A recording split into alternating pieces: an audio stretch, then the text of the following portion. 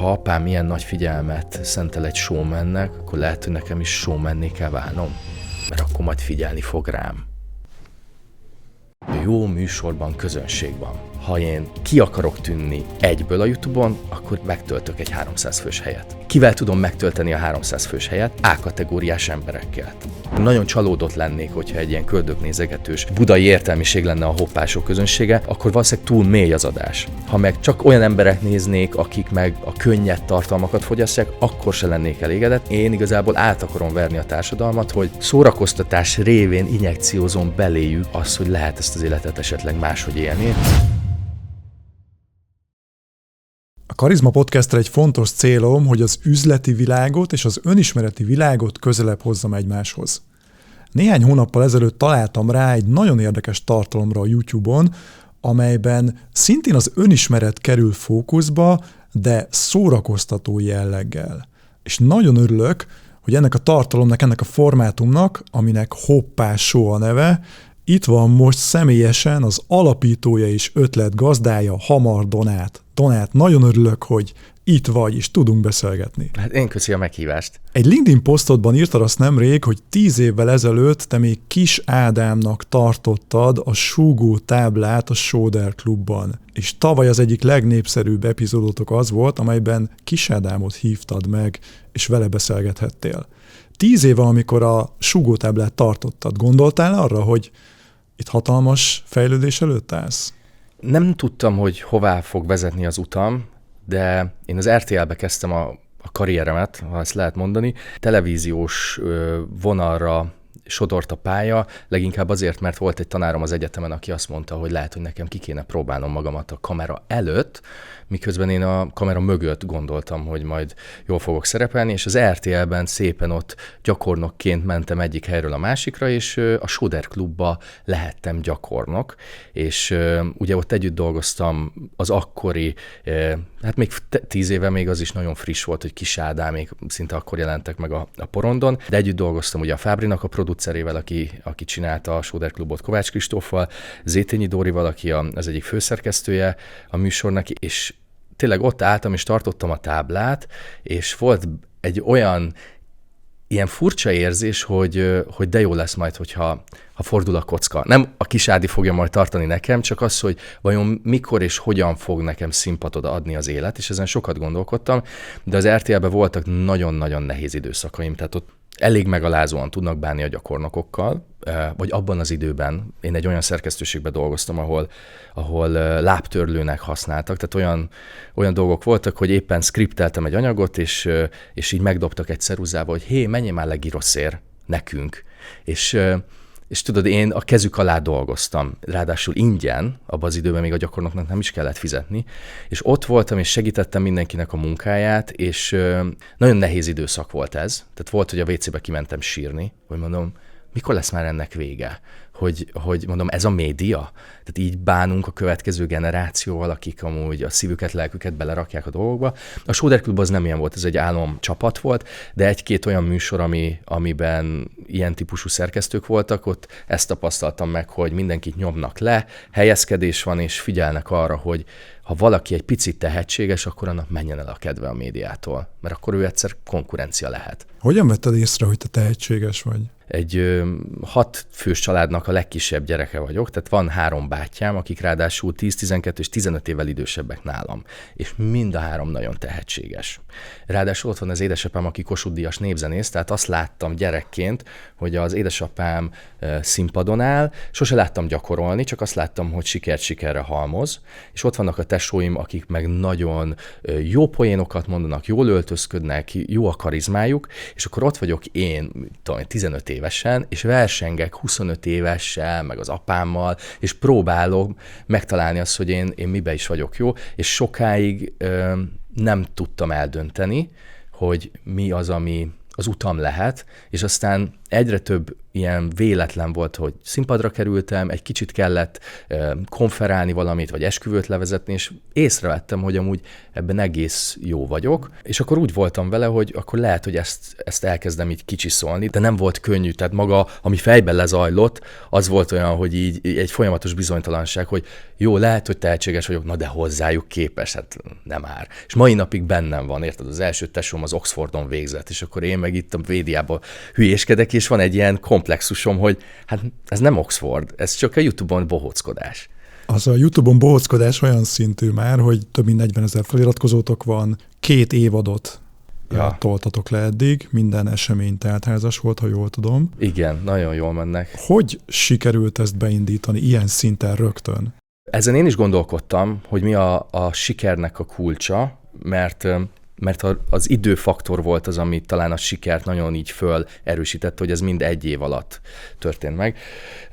Én előtte műsorszerkesztőként, meg műsorvezetőként dolgoztam az M5-nél, ami a Köztelevíziónak a kulturális csatornája, egy ilyen, hát nem is tudom, békeszigete. Ha valakinek van kérdés, hogy a köztévében mi zajlik most, azt nyugodtan kérdezzem meg engem, mert teljesen más, mint amit a médiában mondanak, de nem akarok ebben most így benyitni. És én ott kiégtem, és én teljesen ki akartam fordulni a médiából, mert azt látom, hogy a mai médiapiacon nem jönnek olyan lehetőségek, amiből én kamatoztatni tudnám a tudásomat, vagy egy olyan dobogó, ami egy jó műsor, vagy egy jó műsorvezetési lehetőség.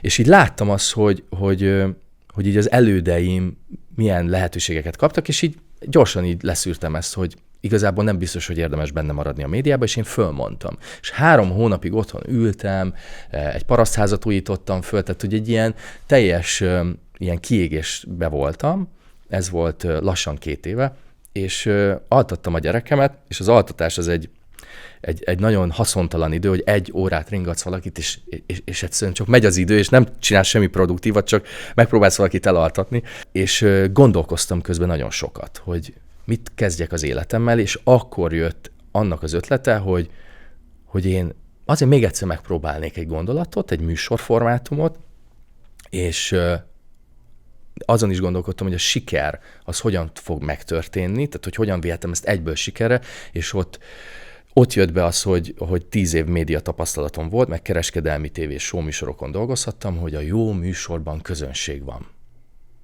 És ha én ki akarok tűnni egyből a YouTube-on, akkor én megtöltök egy 300 fős helyet. Ez volt az alap 1.0. Kivel tudom megtölteni a 300 fős helyet? A-kategóriás emberekkel. Tehát folyamatosan mérlegelem, hogy az, akit elhívok, ő meg tud-e tölteni 300 főt. Nem biztos, hogy aki nagyon híres, az meg tud tölteni. Erre is vannak ilyen tapasztalataim, hogy csak azért, mert kiírsz egy nevet, nem biztos, hogy el fog jönni. És ez volt amin tudtam, hogy nem podcast beszélgetést akarok, mert ott nagyon nagy a verseny, hanem csinálok egy új ligát, és abban a ligában én leszek az első. És igazából ezek voltak, amiket így néztem, hogy milyen ligák vannak, azokban a ligákban van-e versenytárs, tehát ma véletlenül se kezdenék bele egy podcastbe, mert nagyon nagy a verseny, és nem tudom, hogy tudnék-e valami olyan újat hozni, amivel ott lehetnék a top 3-ba. Nagyon érdekes, hogy szoktak megkeresni olykor, hogy adjak nekik tanácsot, mert podcastet szeretnének indítani, és az első tanácsom mindig az szokott lenni, hogy ne csináld. Ne indíts új podcastet. Minek? És egyrészt bennem van az, hogy rengeteg podcast van, nehéz kitűnni, de a másik ok, ami miatt azt tanácsolom embereknek, hogy ne indítsanak podcastet, az az, hogy nagyon sokan szerintem nem elég kitartóak ahhoz, hogy ezt éveken, akár egy évtizeden keresztül folyamatosan csinálják. Igen. És szerintem a podcast készítésnek az egyik titka, most így 5. évben már, az a konzisztencia. És sokan álmodnak arról, mint mondjuk a hoppásó sikere, hogy néhány hónap után már ezrek nézik őket, de legyünk őszinték, egy podcastnél azért ez ritkán fordul elő. Igen, talán neked az volt a szerencsét, hogy akkor indítottad el a podcastet, amikor még a piac kicsi volt, és tudtad hozni a konzisztenciát, és neked a sikerednek ez volt a Egyébként nagyon érdekes, hogy amikor elindítottam a podcastet, én azt éreztem, hogy már késő. Tényleg? Így van. Pedig 5 éve mennyire durva, nem a médiában, hogy mindig, amit most nézel, az alapján azt gondolod, hogy most elindítani késő lenne, de 5 év múlva lehet, hogy ha most indítottunk volna egy podcastet, megint azt mondanám, hogy basszus, ez egy jó időpont lett volna. Biztos ismered a kínai mondást, hogy az ideális időpont a dió felültetésére az 20 éve volt, de hát azt ugye lekéstük, ezért a második legjobb időpont az ma van. Aha. Szóval nem akarjuk elvenni senkinek a kedvét, tehát ha valaki podcastet szeretne indítani, akkor indítsa, de indítsa még el ma. Igen, és ugye még milyen érdekes a YouTube-nál, hogy az algoritmus úgy alakult ki, hogy hiába van 400 000 feliratkozód, az nem biztosítja a tartalmadnak a nézettségét, tehát mindenki rá van kényszerítve arra, hogy jót csináljon, és ez volt talán nekünk is az előnyünk, hogy nem kellett abban reménykednünk, vagy nem kellett azt néznünk, hogy ha majd 10 000 feliratkozónk lesz, akkor leszünk valakik, hanem már az első műsorunkat, tehát minden műsorunkat többen nézik, mint ahány feliratkozónk van, és volt egy csatorna, képzeljétek el, egy nagy 250 000-es csatorna, ami megkeresett minket még mielőtt az első adás kijött, hogy posztoljuk oda, mert akkor egyből nagyot tud durrani. És képzeld, egy hétig egy ilyen mámoros juice-ba voltunk, hogy úristen, egyből híresek leszünk, meg mit tudom én.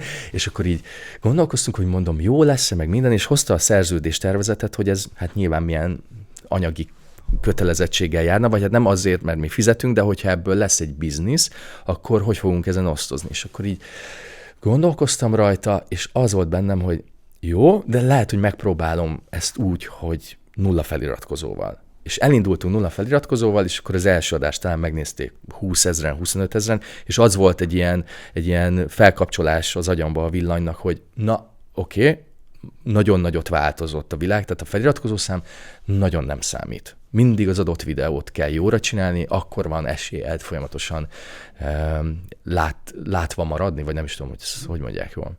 A minőségi tartalom szerintem fontosabb, mint valaha. Igen. Tehát lehet, hogy régen a mennyiség volt a fontos, de én most már azt érzem, hogy a minőség azt szerintem előbb van, mint a mennyiség, és talán a legjobbak, néhány amerikai podcastet ugye lehetne említeni, ők egyszerre fókuszálnak a minőségre és a mennyiségre is. Nekünk a MrBeast egy nagy példa volt, hogy ő nem napi szinten hozza a vlogokat, mint mondjuk a Jól van ez így, hanem egy nagyot durrant mondjuk 2-3 hetente.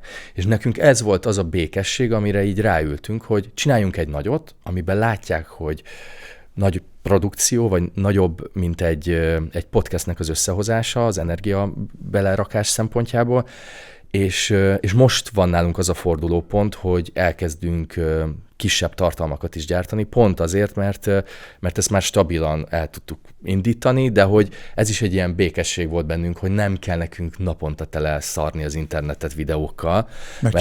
Megcsinálja más, és ott is ugye nagy a verseny, meg ezen is gondolkodtam, hogy tudnék-e napi műsort csinálni, naponta valamiről pofázni 1 órát, de nem tudok amúgy. Tehát ez is egy típus, akinek menne. Miben más a hoppásó, mint bármi a piacon? Hát ugye a közönség az egy, a másik pedig az, hogy én nagyon akarok értéket adni, és nagyon akarok szórakoztatni. Tehát mind a kettő egy fontos elem, és hogyha csak mély van, akkor nem vagyok benne biztos, hogy ez egy jó adás volt, ha meg csak röhögés, akkor szinte biztos vagyok, hogy ez nem volt egy jó adás. Tehát nekem az a célom, és itt a Sebestyén Balázsék példája nekem ilyen mérvadó, hogy minél szélesebb rétegét el tudja mérni a társadalomnak. Tehát én nem akarom a belpesti Orvostót Noémi közönségének csinálni a műsort. Tehát akkor nagyon csalódott lennék, hogyha egy ilyen köldöknézegetős budai értelmiség lenne a hoppások közönsége, mert akkor valószínűleg túl mély az adás. Ha meg csak olyan emberek néznék, akik meg láthatóan a könnyed tartalmakat fogyasztják, akkor se lennék elégedett. Tehát én igazából át akarom verni a társadalmat, hogy a szórakoztatás révén injekciózom beléjük azt, hogy lehet ezt az életet esetleg máshogy élni, és hogy vegyék észre, hogy vannak önismereti ilyen 1.0-ás igazságok. Talán ez ami így mozgat. De hogy miben más, azt most talán így tudtam megfogalmazni. Hogy találod meg ezt az egyensúlyt a szórakoztatás meg az önismeret között? Mert azért ez vékony jég szerintem. Nehéz az a része, hogy vendégfüggő, és nem minden vendég tud jól szórakoztatni, és nem minden vendég tud mélyre menni. És ezért van az, hogy néha kapok ilyen kommenteket, hogy hát milyen felületes volt ez a műsor. És mondom, szerintem a kérdésem jó volt, lehet, hogy felületes választ adott rá a vendégem, de ettől Tehát erről már nem tehetek én, hogy valaki nem mer mélyre menni. Amúgy a Kisádi szerintem nem mert például mélyre menni. És ott sokat kaptam azt, hogy mennyire felületes a műsor, meg stb. De ott éreztem az Ádin, hogy van benne egy gát.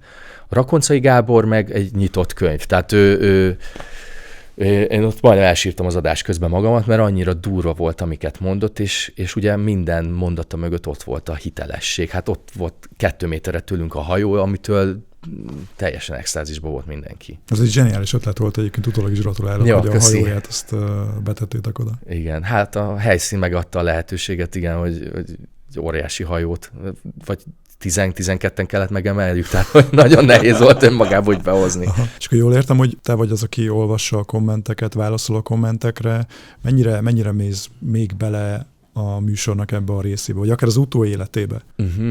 Hát, tehát nagy produkciónak tűnünk, de mi ezt ketten csináljuk kvázi. Wow. És alvállalkozóink vannak, akik gyártanak, de én meg a Pali barátom az, akik, vagy mi vagyunk azok, akik így ezt elkezdtük így összerakni, és ez még ilyen kézi vezérlés, tehát még ilyen garázscégként látnám, tehát tényleg mindent mi csinálunk, tehát ha webshopon jön valami, akkor azt mi rakjuk helyre, hogyha jön egy komment, akkor azzal mi foglalkozunk, szóval, hogy még nem nőttünk olyan nagyjá, de szerintem ez, tehát hogy bármennyire kívülről lehet, hogy úgy tűnik, hogy ez egy műsorgyártó cég csinálja, még nincs annyi feladat vele, hogy így halálra delegáljuk magunkat, és a kommenteket, azokat ésszel olvasom. Mindig az ilyen mondásom, hogy aki ilyet ír, tehát mondjuk egy ilyen becsmérő dolgot, az valószínűleg nincsen jól, tehát az ő szavának tényleg aztán ne adjak hitelt, de próbálom így kommentelni, úgyhogy ha valaki tajparaszt, azokat hájdolom a csatornáról. És egy idő után elfogynak azok az emberek. Nem? Egy pár év után már nincs kit hájdolni. Mindenkinek van egy kommentnyi lehetőség, az abba egy pöcs, akkor vége van. Tehát azt nem szívesen látom a csatornán.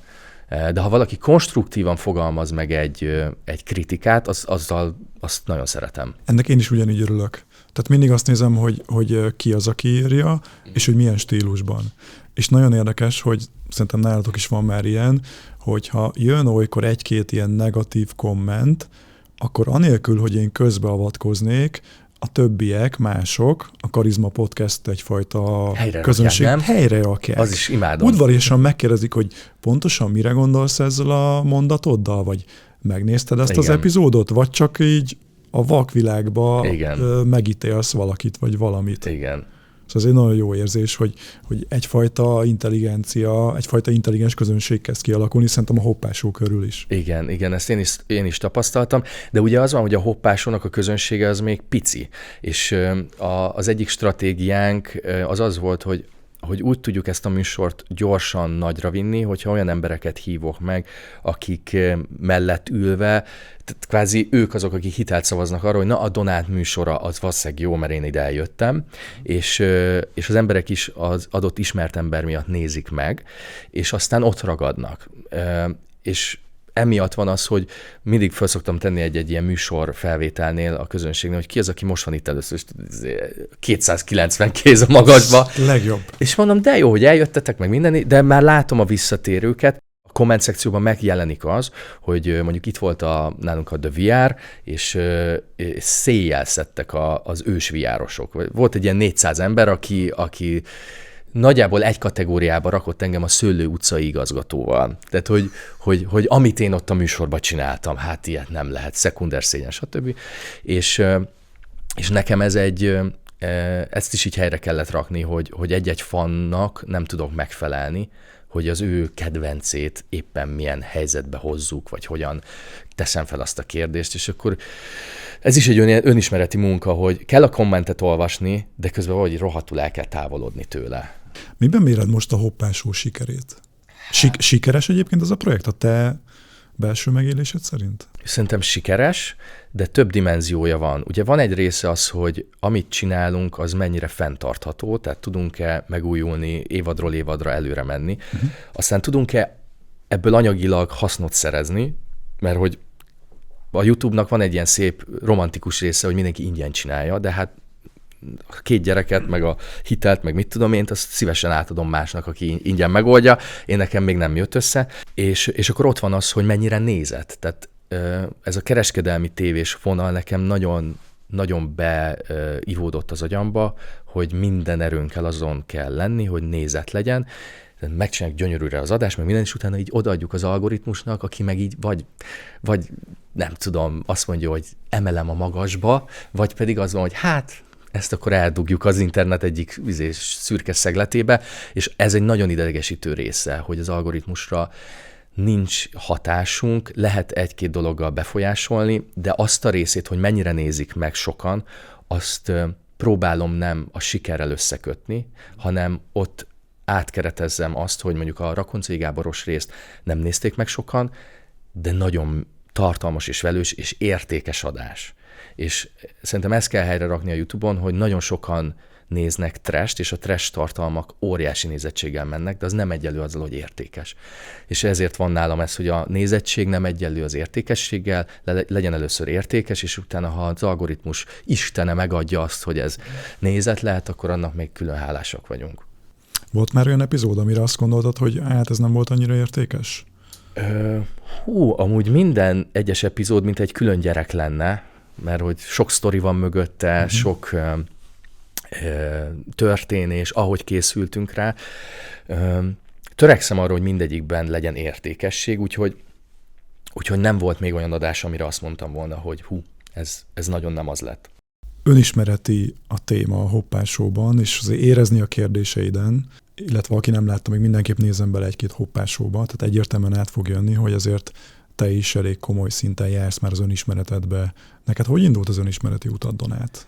Összejöttem a feleségemmel, és nem volt zökkenőmentes a kommunikációnk. És Gary Chapmannek a 12 dolog, amit jól lett volna tudni az esküvőm előtt című könyvét, ami egy ilyen kis vékony szösszenet, elkezdtük együtt olvasni, és kitárult a világ, hogy hogy itt amúgy egy csomó olyan dolog van, amin pici erőfeszítéssel lehet változtatni, és utána hatalmas változásokat tud hozni, és ez volt a kapudrog, és szépen lassan így elkezdtünk így belecsúszni abba, hogy a téma nagyon érdekelt, meg én ezt így vállalom, hogy nekünk az első 1-2 évünk nem volt jó a házasságunkban. Tehát, hogy gyönyörű járási időszakunk volt, és amikor összeházasodtunk, sőt, az esküvő másnapján így, mintha kattant volna valami. Lehet, hogy aki ilyen transzgenerációs vonalon benne van ezekben, az tudja ez társítani valamihez, de hogy így éreztem, hogy hopp, a kötődésünk most így aktivizálódott, hogy én egy elutasító kötődés, vagy egy elkerülő kötődésű ember vagyok, ő egy elárasztó, és elindult a macska-egér harc. Még a járás alatt ezt gyönyörűen, nem tudom, tehát süvefölve együtt voltunk, és akkor ott az esküvő után ez így, tehát már a nászúton éreztem, hogy de jó ég, én így valahogy így kezdek így telítődni a feleségemnek így a közeledésével. És emiatt nem működött egy csomó minden, például a szex se, tehát hogy én feladatnak éreztem a szexet. Ezt most csak azért mondom a férfiaknak, hogy halljanak olyan példát, hogy nem csak az van, hogy néha a nők azok, akik kerülik a szexet, néha van az, hogy egy férfi elutasító kötődő, és nekem az intimitáshoz valami gátat szabott, és aztán elkezdtünk ezzel foglalkozni, hogy mi lehet az oka, hogy én, akiről sose gondoltam volna, hogy valaha menekülni fogok a szex elől, tehát, hogy tegyük a szívünkre a kezünket, azért ez nem tudom, hogy van-e ilyen, de ez így jött, és ez egy elég égető probléma volt. És ott voltunk fiatal házasként, és így egészen magunkba voltunk roskadva, de annyit tudtunk, hogy ez nem fog megoldódni, hogyha nem teszünk ezzel semmit, és elkezdtünk előadásokat hallgatni, könyveket olvasni, majd elmenni párterápiára, egyéni terápiára, és igazából szembe kezdtünk nézni azzal, hogy az a dinamika, amiben egyszer csak így belecsöppentünk, amúgy az hogyan alakulhatott ki, és azzal mit tudunk kezdeni. És tegyük azt is hozzá, hogy ti 20 évesen fogadtatok örök hűséget egymásnak. 22 volt a feleségem, én 23. Igen. Lassan 10 éve. Igen, durva. A kutyafáját. Igen. Úgyhogy nem lacafacáztunk, de én továbbra is tartom, hogy egy év alatt el lehet dönteni, hogy az adott partner, aki mellett vagy, az vajon jó házastársad lesz-e vagy sem. Úgyhogy igazából nem nagyon kellett volna tovább húzni. Mi alapján érezted, hogy a Noémi, mert ugye Noémi a feleséged? Noémi, igen. Hogy ő az? én azt vettem észre, hogy a konfliktusok és a kihívások, amik előttünk vannak, abba konstruktívan tudunk megoldásokat találni, és ez volt az, amit döntött. Nyilván iszonyatosan szeretem, meg vonzódom hozzá, szóval, hogy voltak alapdolgok, amiket szerintem fontos így belerakni. Hasonló értékrendű családból jövünk, hasonló kasztrendszer, ami szerintem egy furcsa ezt így kimondani, de ez is egy olyan dolog, amivel valahogy szembe kell nézni, hogyha más kasztrendszerből, vagy más kasztrendszerű emberrel házasodsz, annak is vannak nehézségei. Nálunk ezek például nagyon jól passzoltak. 200 méterre jártunk egymástól gimibe, erős gimibe jártunk, mind a ketten tovább tanultunk, fontos volt az, hogy valami karrierünk legyen, tehát hogy volt egy ilyen hasonló életigenlés, és igazából ez volt az, ami így döntött, hogy mi egy jó partnerek leszünk így egymásnak, viszont azzal nem tudtunk számolni, meg szerintem ebben ez a szívás a járás időszakában, hogy csak nagyon a felszínt kapargatod meg, de az mélyen lévő ilyen gránit, bebetonozott ilyen mintákat, meg sémákat, azok tényleg évek alatt jönnek elő, meg szituációkban jönnek elő. Talán jobb is, nem, hogy a kémia meg a feniletilamin az így elrejti. Először döntsél. Aztán majd meglátjuk a kisbetűs részt, igen, hogy azzal mit kell kezdeni. Úgyhogy, hát nem belesodrottunk a házasságban, nem egy ilyen, bennem az volt, hogy hova tovább. Hát most itt vagyunk 23 évesen, egy csomó minden hiányzik, de hát csapjunk bele. És amúgy mennyire szép, mert utána a házasságnak az esküje pedig arra kötelezett, hogy oké, itt vagytok, lehet, hogy ezzel a csomó nehézséggel kell szembenéznetek, viszont az esküm az, ami azt mondja, hogy most már nem megyek haza anyámhoz. És talán a fogyasztói társadalomban az a nehéz most az ilyen párkapcsolatokkal, hogy amikor egy kihívás van, akkor a valódi elköteleződés nincs ott, hanem az van, hogy jó, egy ideig küzdök, és aztán, ha megunom, akkor azt mondom, hogy kifarolok. Következő. De nálam nincs B-opció. Ha nem rakjuk helyre, akkor az én életem lesz rossz. Tehát nekem ez egy kulcsfontosságú dolog, hogy egy virágzó és gyümölcsöző párkapcsolatom legyen. Nálad mik voltak a kisbetűs részek? Az én puttonyomban mik voltak? Hát ugye az egy óriási szívás, hogy amúgy egy narcisztikus ember aki nagyon jön, ott van a párkapcsolat elején, és aztán pedig egy ilyen projektember tudok lenni, aki éppen van egy projekt, akkor arra nagyon ráfókuszál, azt nyomja, nem nagyon lehet róla vele mással beszélni, és az intimitást azt így tökre elfelejtem, mert teljesen más az igényem. Tehát, hogy ezt úgy tudnám mondani, hogy a feleségem az egy dzsungelben lévő ilyen páfrány, ami egész nap ott van az 50 fokos párában, és imádja a vizet, én meg egy kaktusz vagyok. És nekem is nehéz egy kaktuszhoz viszonyulnom, meg neki is, vagy egy páfrányhoz, neki is egy kaktuszhoz, viszont vannak átjárási utak, és hát nyilván ez volt időm, mire ez így kialakult, de hogy nekem ez egy nagyon nagy issum volt. Hát ugye ott a második kör az a gyereknevelés, hogy az mit hoz elő belőlünk. Én például megrettentem az első gyermekem születésénél, és inkább kifaroltam ebből az egészből, és nagyon nehezen vettem föl ennek a felelősség részét. És így mindig így menekülni akartam, meg a feladatok elől. A második gyereknél már sokkal jobban vettem ezt az akadályt, de szerintem most vagyok ott abban az ilyen stabil apai háttérben, amire akkor lett volna szükség, amikor a szülőszobáról hazavittük a gyerekünket. Tehát ez például egy sérelem, amit a feleségem mondta, hogy hát ez nem volt, ez nem úgy volt, ahogy kellett volna. Úgyhogy ja, ez egy apró betűs meglepi volt. Ha most visszaugorunk a gyerekkorodba, hogy említetted, hogy 4-en voltatok testvérek, vagy vagytok testvérek, te voltál a legkisebb, apukád elég magasra tette a lécet, meg a többi bátyád is. Milyen volt egyébként a kis Donát 6-7 évesen? Hogy képzeljük őt el?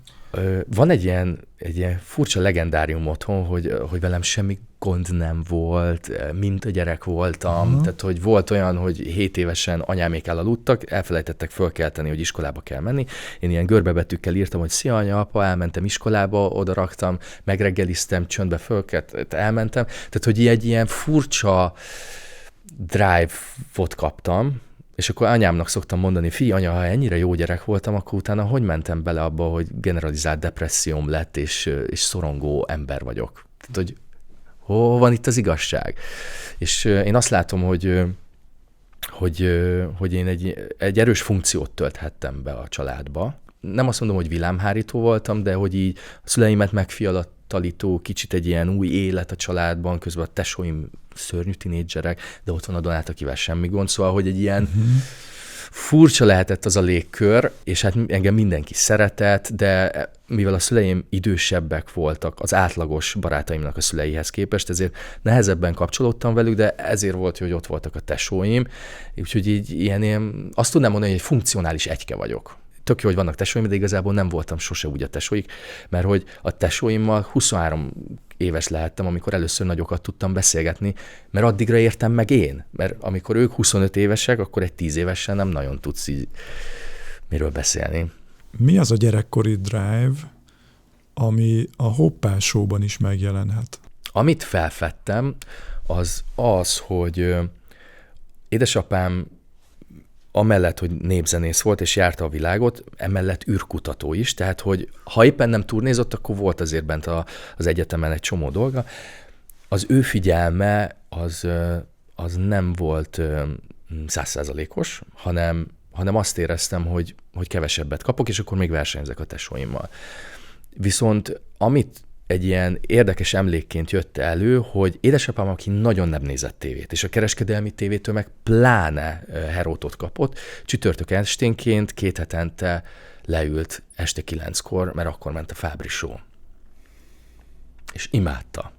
És ott volt, és ugye az mennyire durva, hogy akkor tényleg ott kellett lenni, mert ha akkor nem vagy ott, és nem nézed meg a Fábri Show-t, nincsen stream, nincs utólag. Egyszer, és akkor maximum mások elmesélik, hogy milyen volt. És ott volt, és nézte, és akkor én is ott voltam, még a csütörtök esténként fönt lehettem, és akkor a Fábrinak a monológiát még megnézhettem, és szerintem ott valami összekötődött, hogy ha apám ilyen nagy figyelmet szentel egy showmannek, akkor lehet, hogy nekem is showmanné kell válnom, mert akkor majd figyelni fog rám. Milyen szép genezis sztori. Ja, nem? Igen. Ütős. Ja. Sőt, most tudod, mi jutott eszembe? Hogy lehetséges, hogy a Hoppás Show-ban azt a bemondó hangot használjátok, nem ismerem az úriembernek a nevét. Gábor, a Fábri Show-nak a hangja. Azt a kutyafáját. Igen. Ez szándékos? Igen. És tudod, hogy minden adásunkat csütörtök esténként vesszük föl? Ne, mint ahogy a Fábri Show ment régen. Igen. Ja, és most pont a Kisádihoz akartam elhívni a Fábrit, és fölhívtam telefonon, abszolút nem akart eljönni, nem volt erre nyitott, pedig az nekem azért lett volna nagy, nem azért, mert én meg a Fábri, semmi közöm hozzá, hanem mert tudtam, hogy a Kisádinak a Fábri volt az apja helyett apja, meg aki a pályáján elindította, és jó lett volna látni. Igen, az egy nagyon emocionális rész lett volna együtt látni őket a színpadon. Igen. Úgyhogy van, ez egy kicsit ilyen Fábri kultusznak való ilyen áldozás, hogy nem is tudom, egy ilyen...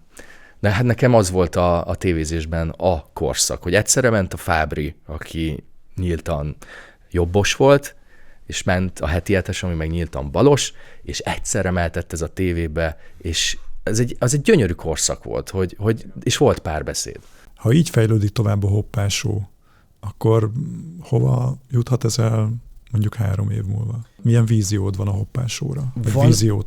Van vízió, és édesapám zenei karrierje révén van egy-két nagy zenei arc, aki ilyen nagyon közel van hozzánk, és éppen átmentem az édesapámhoz, és talán az első műsort vettük föl, vagy azután lehettünk, és ott volt édesapámnál Szép Fruzsi, aki a Szigetnek az egykori programigazgatója volt, ő most Berlinben a Lollapalooza Fesztiválnak a vezetője, és ő mondta, hogy Doneszkém, láttam, hogy itt csinálsz valami műsor, hát mennyire jó, meg minden. Miért nem angolul csinálod?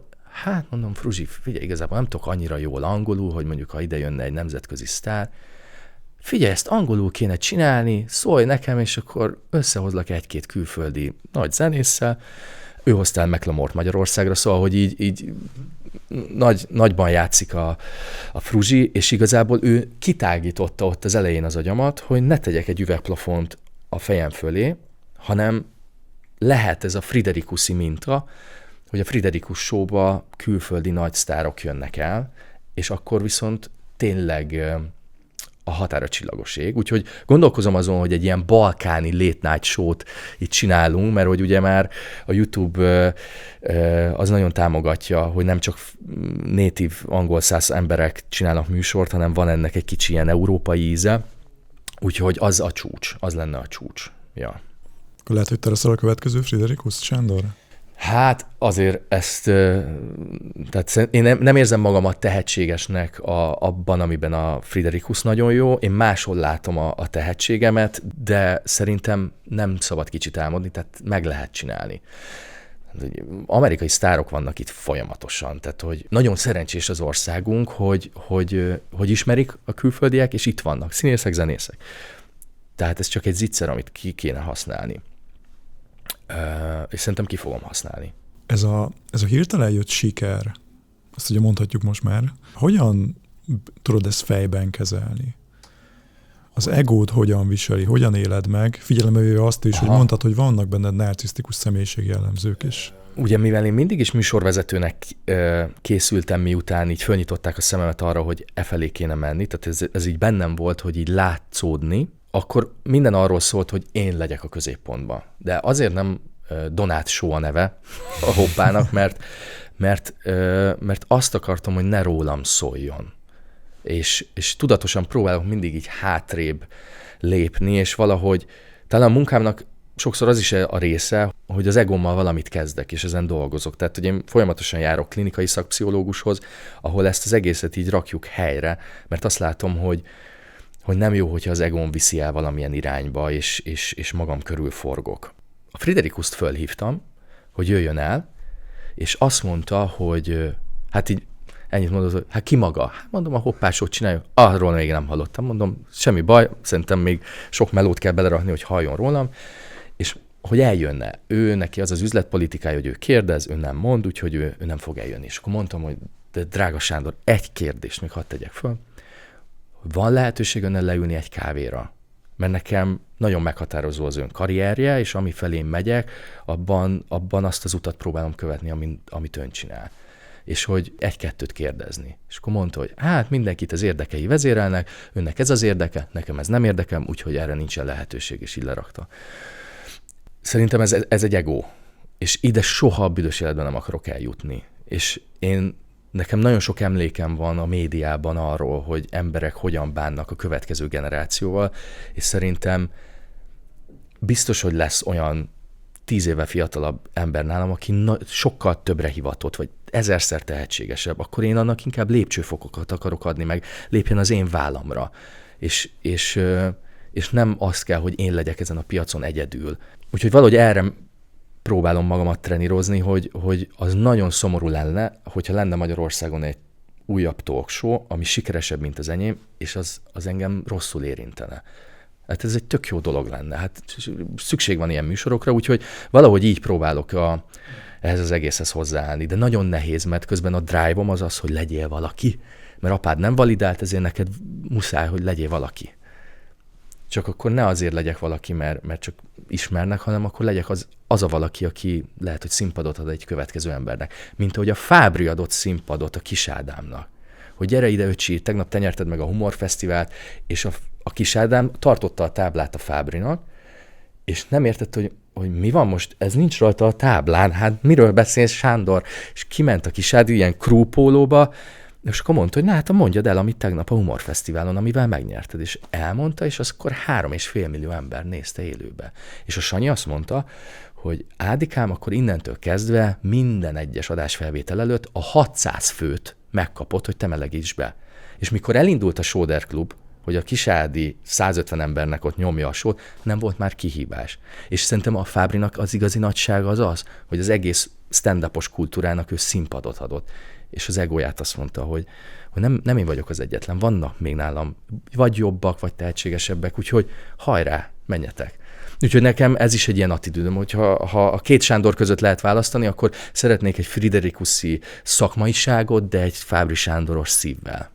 Úgyhogy ezért jó ezeket ilyen önismereti jelleggel így monitorozni, mert nagyon sokat mond az, hogy egy embernek mi a hozzáállása a következő generációhoz. Külföldi példákat is figyelsz? Nagyon jók a külföldi példák, ugye tele van vele a net, tehát a Jimmy Fallon, ő most épp a top, James Corden, tehát ezeket nagyon-nagyon nézzük, de nem lehet ezeket adaptálni Magyarországra, mert angol száz, és az angol száz kultúra nem működik Magyarországon, és az egyik fontos kitételünk az volt, hogy ne az legyen, hogy amit megcsinál Jimmy Fallon, azt megcsináljuk mi is. De nem véletlenül nincs ez a klasszikus late night show asztal, és akkor ott a kanapé, hanem valahogy ezt az egészet próbáljuk megújítani.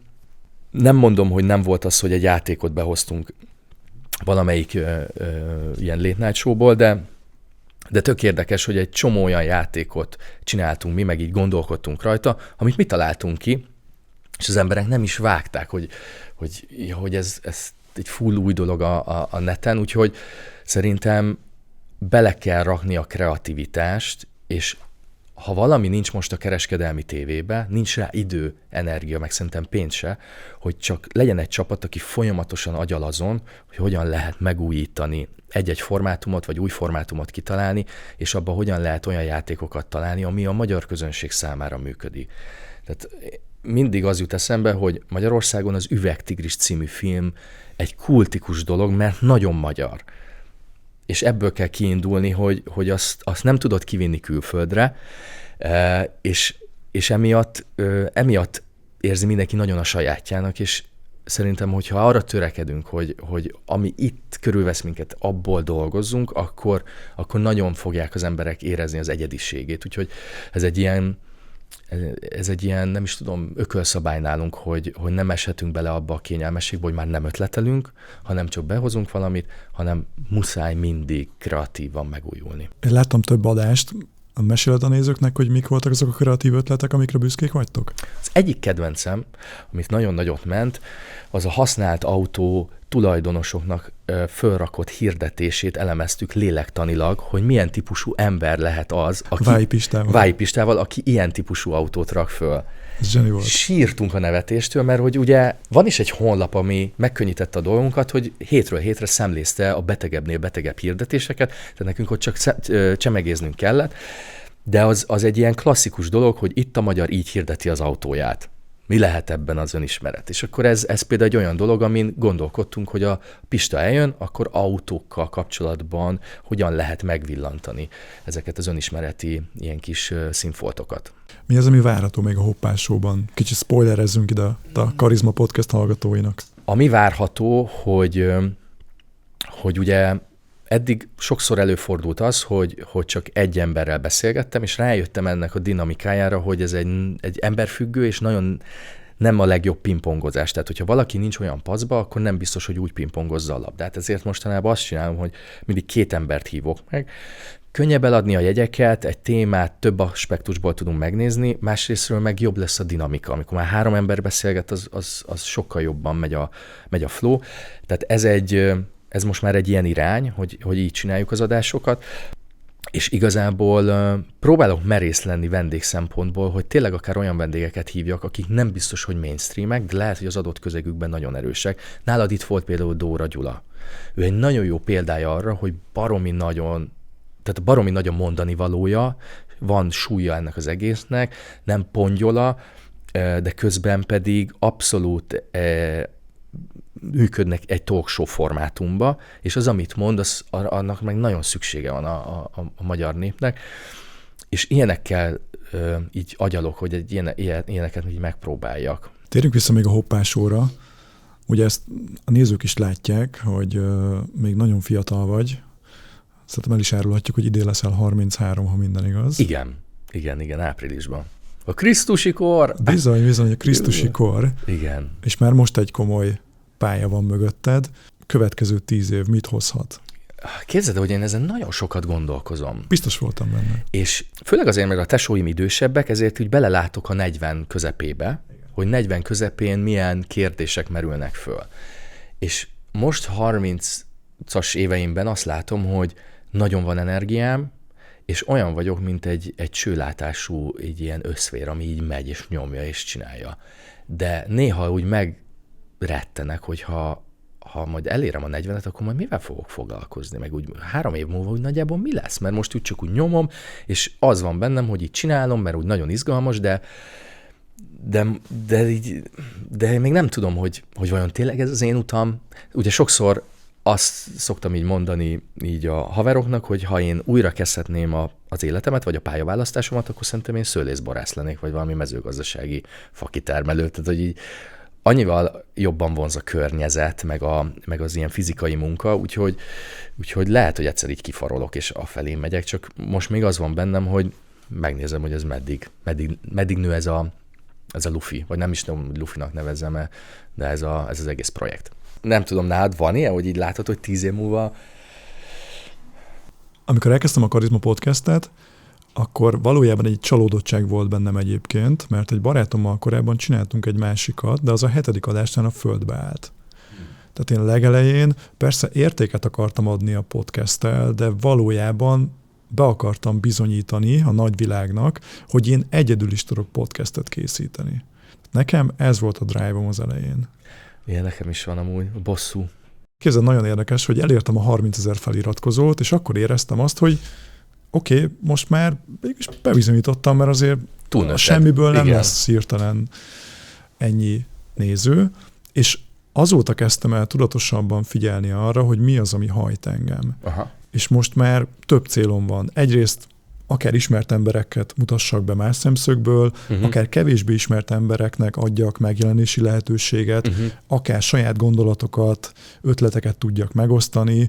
Én is valamilyen szempontból szeretnék hatással lenni a magyar társadalomra, hogy éljünk tudatosabban az üzlet meg az önismeret terén. Tehát most már egyre tisztább ez a küldetésem, és kérdezted, hogy mondjuk következő 10 év, a Steve Bartlettnek volt egy ilyen posztja nemrég, hogy akkor kezdjél egy podcastet, ha legalább egy évtizedig fogod csinálni.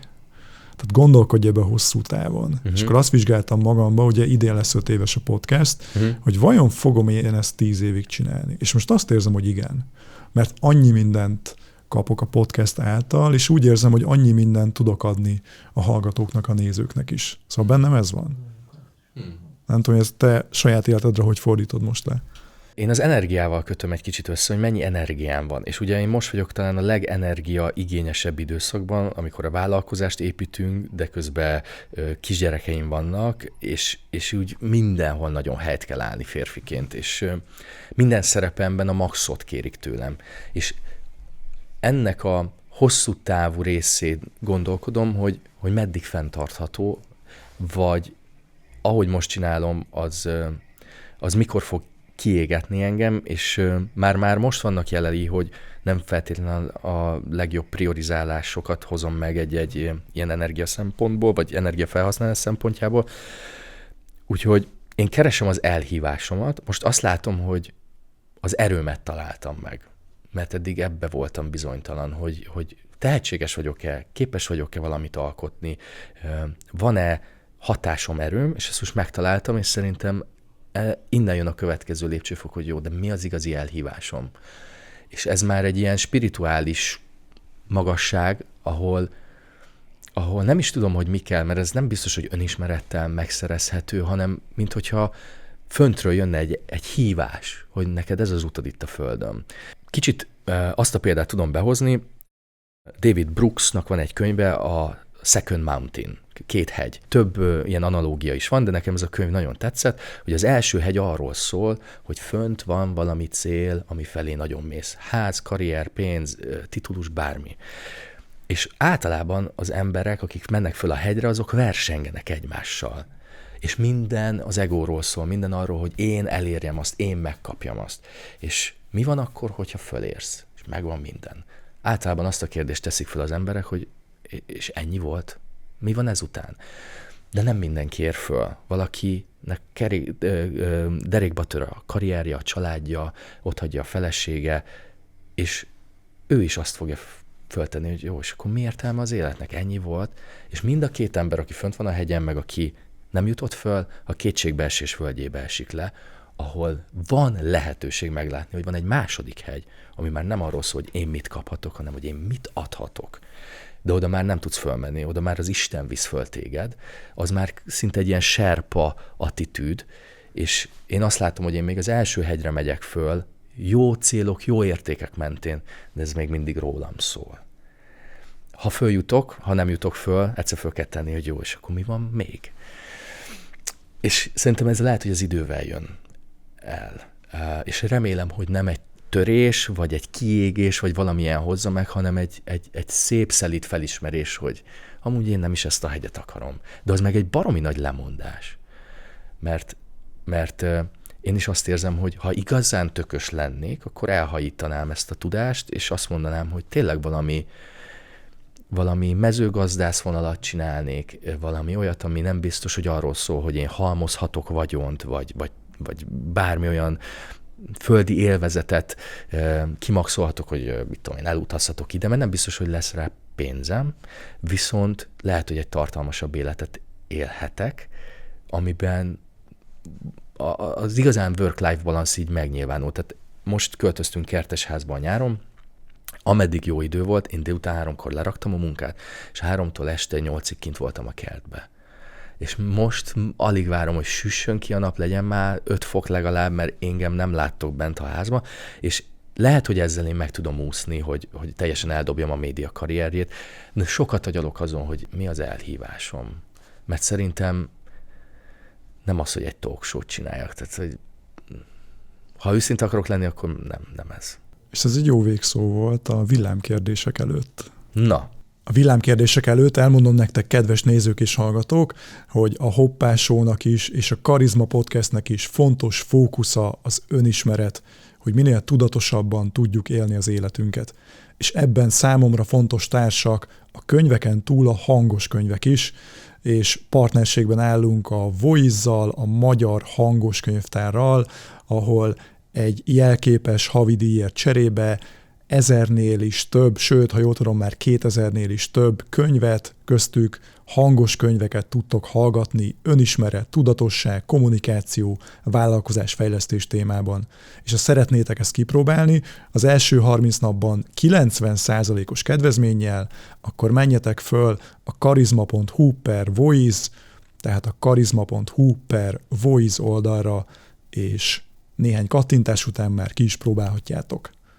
Most pedig vissza hozzá, Donát, villámkérdések, villámválaszok. Na, hadd szóljon. És ígértem neked egy kis meglepetést, még a beszélgetésünk elején, ugyanis most egy különleges villámkérdés gyűjteménnyel készültem. Ugye nem a hoppákártyákból szemeztél, de abból fogsz. Volt egy ilyen érzésem, mert mondom, mivel a webshopot én látom, és látom, hogy ki az, aki rendel, és volt bennem valamilyen érzés, hogy mondom, a puska erre fog elsülni. Na, mutasd! Szóval nekem a szerencseszámom 23, Na. ezért a 100 hoppá kártyából kiválasztottam a 23 legütősebbet szerintem. Úgyhogy arra kérlek, hogy válasz most egyet. Ezek közül, na nézzük. És erre kérünk választ. Melyik kudarcra tudnád azt mondani, hogy hálás vagy érte? Hát figyelj, most a frisset mondom, ez hoppához köthető. A második évadunk az egy grandiozitásról szólt. Az első évad nagyon megalapozta az, hogy mi szponzorokat be tudunk vonni, nagy számaink vannak, nagyot tudunk durrantani az interneten, és az volt bennem, hogy hát akkor menni kell tovább egy még nagyobb helyszínre. És az Eiffel Műhelyházba tudtunk elmenni, aminek gyönyörű a színházterme, és nekem volt az amerikai late night show miatt egy vonzódásom, hogy a közönség az ne így üljön, hanem kicsit így fölfelé. Meg milyen jó lenne, hogyha óriási nagy kamera crew lenne, aki fölvenni ezt az egészet. Tehát volt adás, amit 10 operatőr vett föl, meg kránnal, meg mindennel, szóval tényleg így kicsit a pénz nem számított alapon, és ez az egész második évad engem arra tanított meg, hogy a YouTube-on más szabályok vannak. Nem az a kérdés, hogy mennyi pénzt raksz bele a produkcióba, hanem az, hogy az a műsor jó-e vagy sem, és hogy nem éri meg belerakni sok pénzt. Van egy pont, ami után már nem kifizetődő, és nekem ez sok millió forintba került, hogy realizáljam azt, hogy tök jó, hogy nagy helyen vagyunk, tök jó, hogy nagy stáb, meg sok kamera, de ettől nem lesz nézett a videó. Tehát meg kell találni azt az optimumot, ami a végén azt az eredményt hozza, ami az értékarányban megéri. És ez egy akkora kudarc volt, ezt a Rakoncai Gáboros adás előtt volt egy ilyen Excel sheet, átszámoltam, hogy mire mennyit költünk, és hogy akkor láttam az első 2 adásnak a YouTube nézettségét, és így nem hozta azt, amit az első évad, és így néztem, és mondom, én ezért mennyit fizetek? Hogy mi lenne, hogyha a régi helyszínen, a régi csapattal lenne az egész, és így így számszerűsítettem, és én ott úgy bezuhantam, hogy én nem akartam se harmadik évadot, nem akartam semmi adást, és a Rakoncai Gáboros adásra úgy mentem el, hogy elkéstem, nem volt kedvem ott lenni, tényleg teljesen letargikus voltam, és a Gábor volt az, aki engem az adásban hozott vissza, pedig nem tudta, hogy mi van a háttérben, de amit mondott, az volt, ami fölkapart engem a padlóról, hogy jó, elcseszted, de van tovább. Wow. Úgyhogy ez egy friss kudarc. Köszönjük, hogy megosztottad. Ha láthatatlan lennél, milyen tiltott dolgot tennél meg először? Szerintem én nagyon így vonzódom az ilyen történelmi múzeumok, Vatikánnak mi lehet az irattárába, és szerintem én valami ilyen helyre így belopóznék, és így átnyálaznám a dokumentumokat. Igen. Tetszik. Ja. Nézd, mit szólsz ehhez? Biztos? Milyen véleményt fogalmaznál meg a világról, ha nem félnél, hogy mások megítélnek emiatt? Hát, ez szerintem politikai lenne. De annyira nem lehet épeszű gondolatokat megfogalmazni ebbe a témában, hogy nem is próbálkozom, pedig szerintem lehet, hogy lenne egy-két olyan gondolatom, ami nem pártpolitikán, hanem politikán túlmutatna, de ezt inkább csak a szűk baráti körnek, úgyhogy én például félek politikai gondolatot megfogalmazni. A Kis Ádámos adás után, amiben csak humorként hoztuk be a politikát, az emberek félreértették, volt munkám, amit elbuktam emiatt. Mert mondták, hogy ja, hogy te ilyen vagy, akkor szerződést bontunk. És nem volt benne semmi olyan, ami ide vagy oda, teljesen csak humor volt, és törzsiesedett az egész társadalmunk, úgyhogy jaj, ez remélem, hogy egyszer helyreáll, úgy, mint a Fábri korszakban. Legyen így. Így van. Legyen így. Miben akarod magadat többnek mutatni annál, mint ami vagy? Ezek a te kérdéséd, ugye? Igen, mondjuk ki ezek azért. nagyon jó kérdések. Nem tudom, hogy ki írt össze, ez zseniális. Miben akarom magamat többnek mutatni? Hát volt drága órám, volt terepjárom. És emlékszem, amikor a tévében megvettem az órámat, akkor az nagyon megkavarta a férfiakat körülöttem. Mert ugye a férfiaknak ez egy státuszszimbólum, kevés nő volt, aki odajött, hogy ja, hogy Omega órád van? Aha. És tényleg furcsa volt az, hogy mit hozott ki belőlem, és egy idő után olyan volt, mint a hatalom gyűrűje, hogy Frodót már a nyakában széjjel kapta, úgyhogy fogtam, ránéztem, és azt mondtam, hogy nem tudom hordani. És az a baj, hogy ha olcsó órát veszek, akkor az is egy üzenet a férfiak számára, ha drágát. Tehát, hogy nincs jó értékű óra, pedig nagyon szeretem az órákat, úgyhogy fogtam és eladtam. A terepjárom ugyanez volt. Pedig nem volt egy extra dolog, de ott ki akartam ezt próbálni, és ugyanúgy, tehát amikor ilyen férfiként keresem az értékemet, és ezek a státuszszimbólumok próbálják megadni, és mennyire szép volt az, hogy régen a katonáknak a rangja fönt volt a ruhájukon, és azt nem ingyen adták oda. És az adott egy tartást, és ma a férfiaknak nincsenek ilyen kapaszkodói, tehát a rangom, a kocsim, az órám, nem tudom, a házam, és ebbe én is belecsúsztam, és én fél évig volt terepjárom, és eladtam. Azt mondtam, hogy változtat engem valami, ahogy kiszállok, ahogy nézek, ahogy mellé gurulok, ahogy lenézek, hogy az egy Ford Focus. És tudod, és aztán fogtam, és vissza a Skoda Octaviába. Mondom, ott fogjatok meg, ott próbáljátok engem bekategorizálni, nem tudtok. Szuper. Mi az az áldozat, amelyet nem vagy hajlandó meghozni, bár pontosan tudod, hogy a világ attól jobb lenne? Néha azt érzem, hogy a családomban nem tudok áldozatokat hozni, és keresem az energiámat, hogy hol van, hogy többet tudok még adni, és nekem a legnagyobb nehézség az, hogy a munkát lerakjam, és az apa szerepet felvegyem, a férj szerepet felvegyem. És most ezen dolgozom nagyon a klinikai szakpszichológusommal, hogy hogyan tudok jó főnöke lenni önmagamnak, aki azt mondja, hogy tök jó, a hoppá az egy nagyon, nagyon fontos dolog, meg a megélhetésünknek az egyik része, de hogy nem lehet mindennél fontosabb. És január 1-én, ez egy nagyon érdekes dolog, én mindig, ahogy fölkelek, imádkozom. De ilyen félálomba, ami jön, ilyen őszinte gondolatok, próbálom így egyszerűen így kiadni a fohászaimat, és az volt a fohászom, hogy sőt nem is január 1 volt, január 5-e vagy 6-a az első hétfő munkanap. Hogy mondom, itt van az új év, ez egy baromi nehéz év lesz, nagyon sokat akarok ettől az évtől, de nem lehet a hoppá fontosabb, mint az, ami a gyerekeimnek a szükségletei. És ezt az áldozatot meg kell tudnom hozni. És ez hol megy, hol nem megy. Nézzük még. Melyik az a területe az életednek, ahol szándékos vakságban tartod magadat? Szándékos vakságba tartom magam. Ami hirtelen beugrik, az a testemmel való kapcsolatom. Azt gondolom, hogy jól bánok vele, de szerintem nem. És kizsigerelem magamat, és nem figyelek úgy oda rá, és nem tartom fontosnak. És hát Buda László, mit üzen a tested? Bizony, az egy tartalmas beszélgetés volt, megnéztem. És az egy számomra egy nagy kérdés, hogy jó sáfára vagyok-e a testemnek. És hirtelen azt gondolom, hogy persze, hát nem viccelj, igen, de szerintem nem. Na, nézzünk még 2, jó? Na gyere. Kinek az életét hasonlítod össze titokban a sajátoddal? Ilyen van. Nekem, akinek nagyon vonzó a karrierje, az Sebestyén Balázs. Mindaz, amit ő elért a médiában, ahogy műsorokat készít, amilyen hatása van, az óriási. És nyilván ő 47-48 éves, és amikor én 32 évesen itt nyomom, akkor az egy irreális dolog, hogy vele hasonlítom magamat össze, hát csak szarul fogom magamat érezni. De ő hol volt 32 évesen? Hát akkor kezdte el a rádiózást. És még nagyon a pályája elején volt.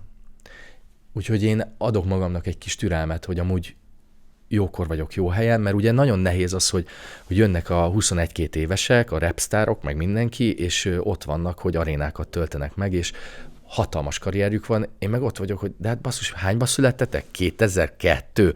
Mi van? Nem már.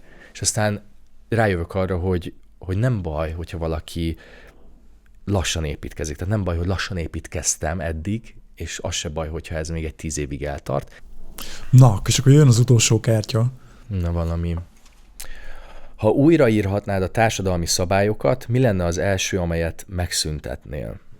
Hát a YouTube-on a komment szekciót valamilyen keretbe foglalnám, mert az ordinári, vagy az összes komment szekció az ordinári. Nem tudom, hogy ez társadalmi szabálynak számít-e. Ez egy érdekes gondolat, de furcsa nem, amikor néha ilyen gondolatok bejönnek.